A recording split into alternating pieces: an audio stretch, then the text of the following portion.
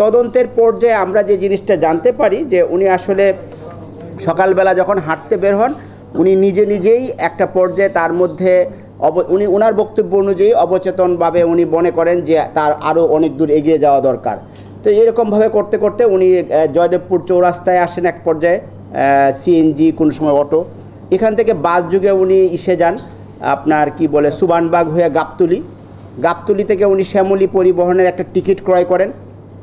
টিকিটের ক্রয় করে উনি পঞ্চগড়ের টিকিটটা কিনেন। তো পঞ্চগড়ের টিকিট কিনতে গিয়ে উনি বগুড়ার পেন্টাগন হোটেল, যেটা কিনা শেরপুর থানা সম্ভবত, না যদি ভুল না করি কোথাও, তো ওইখানে যে যাত্রা বিরতি করে সেইখানে উনি নেমে উনি অজু নামাজ করেন মাগরিবের টাইমে। তো এরপরে উনি পঞ্চগড়ে চলে যান। এরপরে ওখান থেকে উনি নিজেই হাঁটতে ওইখানে যে পড়ে যান বা অবসাদগ্রস্ত হয়ে পড়েন এবং নিজে এই ধরনের অবস্থায় তাকে আবিষ্কার করেন।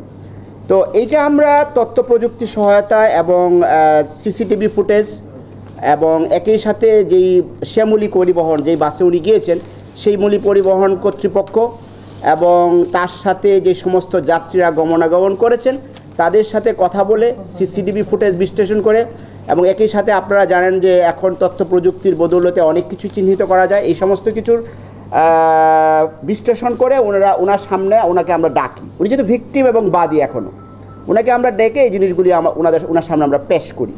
উনি প্রথম দিকে কিছুটা জড়সড় থাকলেও পরবর্তীতে উনি বিষয়গুলি কবুল করেন যে হ্যাঁ আমি এইভাবে গিয়েছি, যেই বর্ণনাটুকু আপনাদেরকে আমি দিয়েছি এটা ওনার মুখ থেকেই কিন্তু পাওয়া।